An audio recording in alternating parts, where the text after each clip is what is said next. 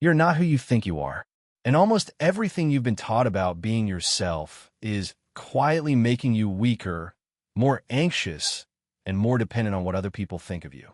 The uncomfortable truth is that your image of yourself was largely built by other people for their comfort, not your freedom.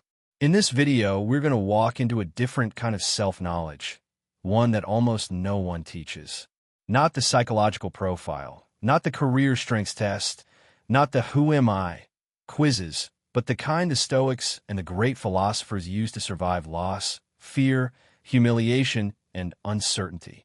If you stay with this, you'll come away with a clearer sense of the part of you that cannot be taken, broken, or bought, no matter what happens outside your control. The first hard truth is this. Most of what you call me is actually a costume you learn to wear.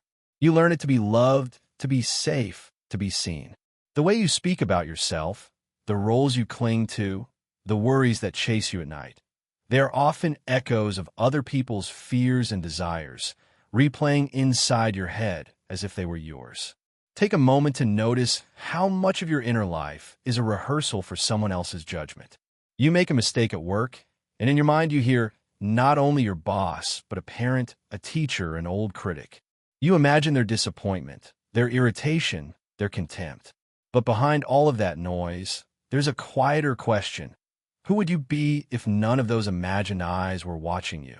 Think of a time you changed your opinion in a conversation, not because you were convinced, but because you didn't want conflict. Outwardly, it looked like harmony. Inwardly, a small piece of you knew you had betrayed yourself. That moment is not about people-pleasing in a shallow sense.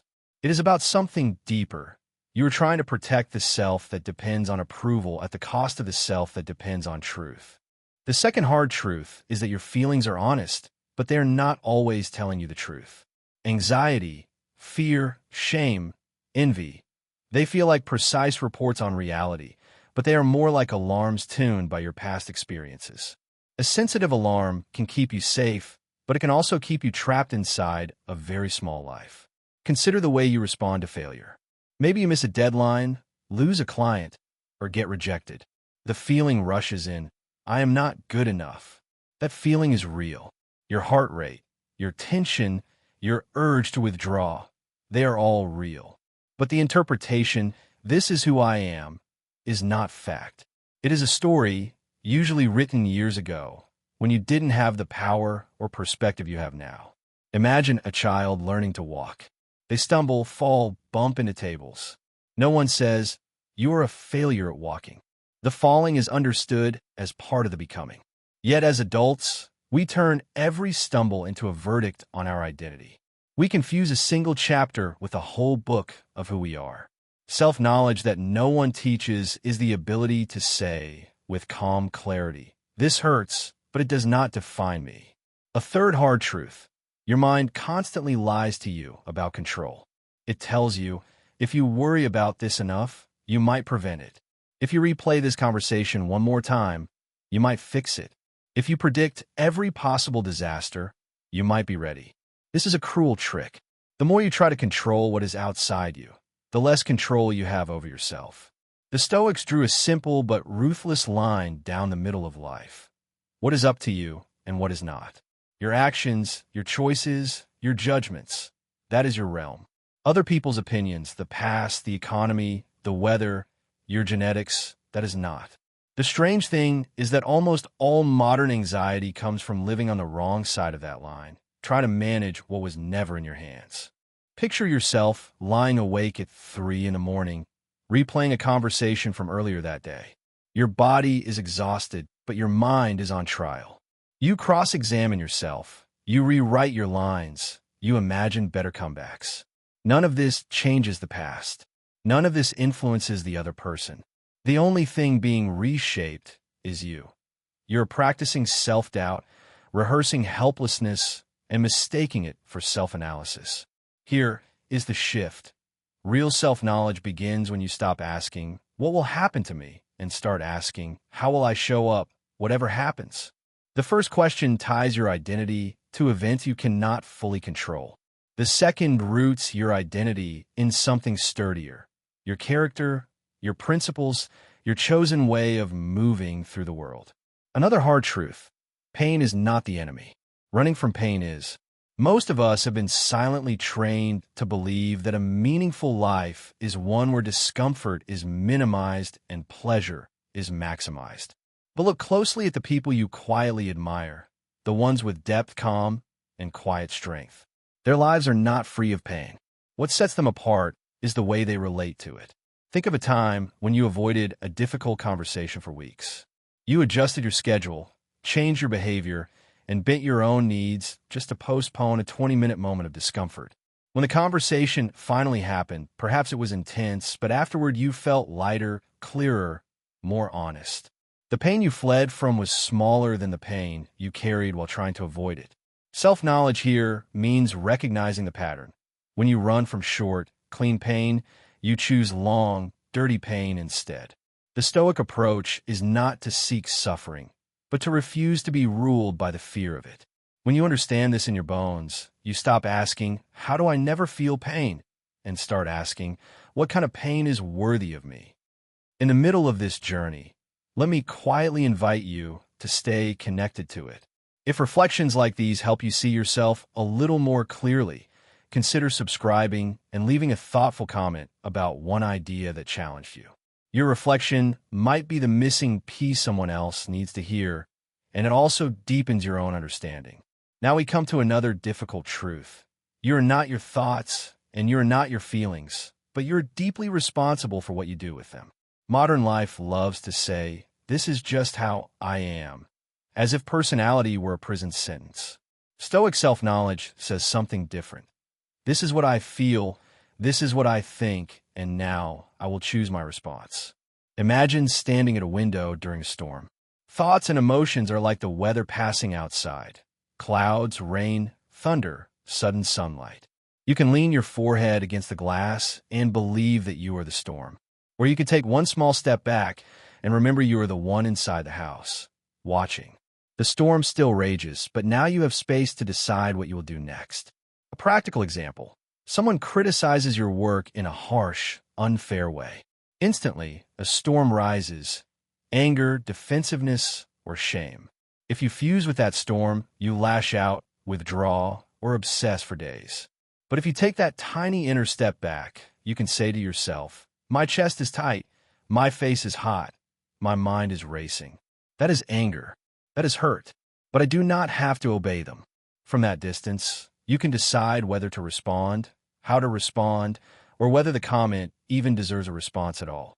Another reversal: freedom is not the absence of constraints. It is the right relationship to them. We are taught to imagine freedom as the ability to do whatever we want whenever we want. But the people who live that way often become prisoners of impulse, trapped by habits, distractions, and desires that feel momentarily good and ultimately hollow. True freedom, in the philosophical sense, is this: nothing outside you gets automatic authority over your inner state. This does not mean you feel nothing, or that events do not affect you. It means you refuse to surrender your deepest choices, how you interpret, what you value, how you act, to anything you cannot ultimately control. Consider your phone. It is a tool that can connect you, inform you, inspire you. But watch yourself for a day. How often do you reach for it not out of intention, but out of reflex? How often do you escape into it to avoid an uncomfortable feeling, a quiet room, or a difficult task? In those moments, the device is not the problem. The problem is that you have let something outside you command your attention and your inner life without your conscious consent. Here, the self-knowledge no one teaches is simple and exacting. Notice what you obey. Not what you say you value, not what you post about, but what you actually submit to in the small, private moments. The urge to check, to escape, to indulge, to numb. Those loyalties quietly shape your character. The Stoic test is not, does this feel good right now, but who am I becoming each time I say yes to this? Another hard truth: you will lose everything.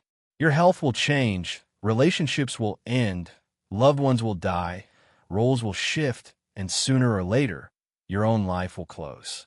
This is not meant to frighten you. It is meant to clear the fog. When you truly let this in, not as a dark thought, but as a fact, You are forced to ask a more honest question: what is worth building inside myself, if everything outside is temporary?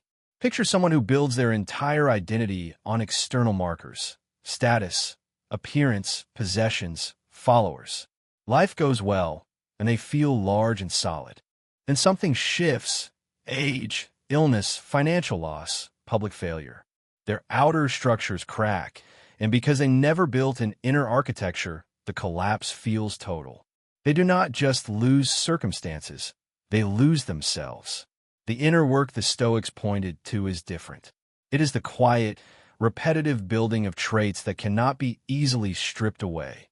Honesty, courage, self-control, kindness, clarity, a sense of proportion. You could be poor or wealthy, unknown or famous, healthy or sick, and still practice these. No one can fully prevent you from choosing them, moment by moment, as long as your mind remains your own. Here is a final reversal. Inner peace is not the reward for finally getting life under control. Inner peace is the decision to stop waging war against what you cannot control and to give your full strength to what you can. It is not a vague feeling of calm, but a disciplined way of seeing, this is within my power, this is not.